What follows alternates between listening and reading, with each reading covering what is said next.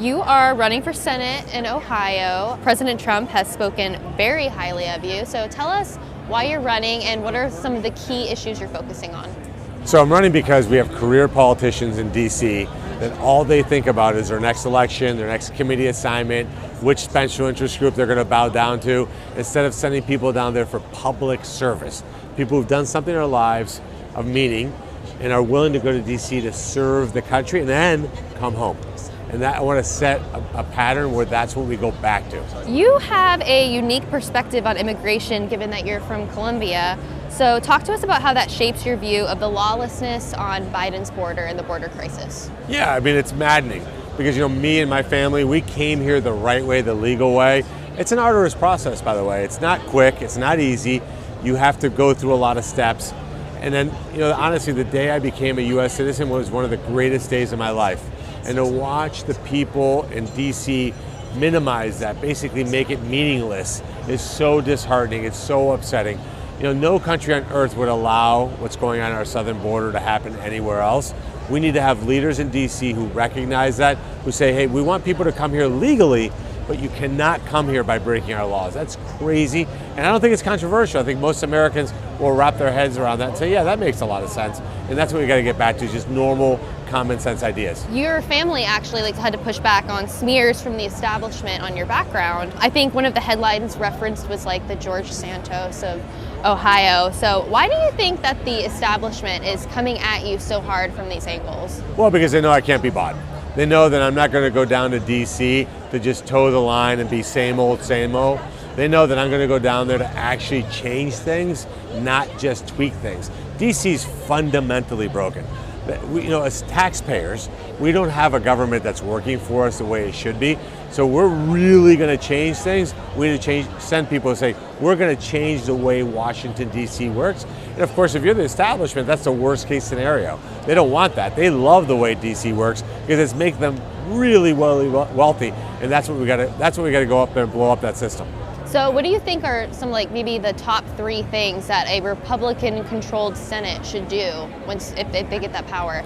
We gotta immediately secure the border. When we take over in January of 2025, within 30 days, we got to be able to announce that we have a safe and secure border.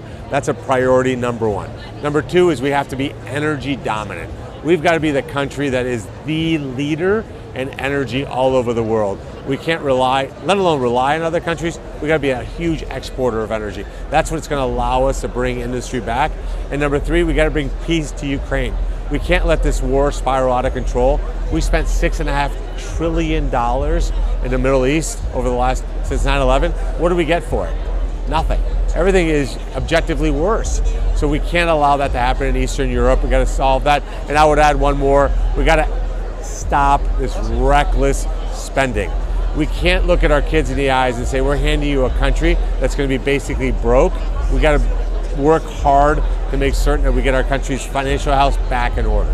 So on that note on Ukraine, where are you falling in line with, we have former Vice President Mike Pence, who's more for sending aid there. President Trump, not so much. Where do you fall on that? Well, I agree with President Trump that we got to get peace. We ironically, as Republicans, we're now the party of peace. Strong military to deter people, but also a strong diplomatic corps and a State Department that solves these problems. Biden is escalating this, the neocons are escalating this war. We got to bring peace to Ukraine. Again, I think that's where most Americans would stand is we don't want World War III. We don't want to spend hundreds of billions of dollars fighting a war that ends with the deaths of thousands, tens of thousands of Ukrainians. We've got to lead that. That's why I'm backing President Trump. I know he's the one person that can solve that crisis really quickly. What do you make of the whole fight right now, the infighting with him versus DeSantis? What are your thoughts on that?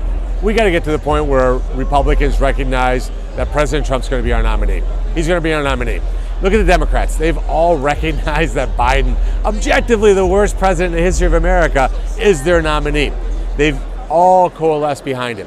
We got to do the same thing at this point now and coalesce behind President Trump.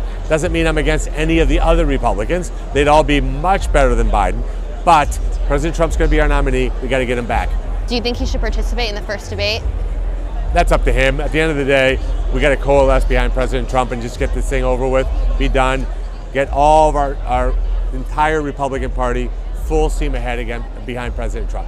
And I'm sure you've talked to plenty of Ohio voters. What is the number one or one or two things that they're most disappointed with the Biden administration? They're disappointed with their leaders. They're disappointed with the people that they think they elect and vote for to go down there and change things, and nothing has changed. Things keep getting worse. We talk about people from all over Ohio say the same thing. They want a government that works. They want people to go to D.C. to actually do the things they said they were going to do. That's why they love President Trump. He was one of the first politicians that actually did the things that he said he was going to do.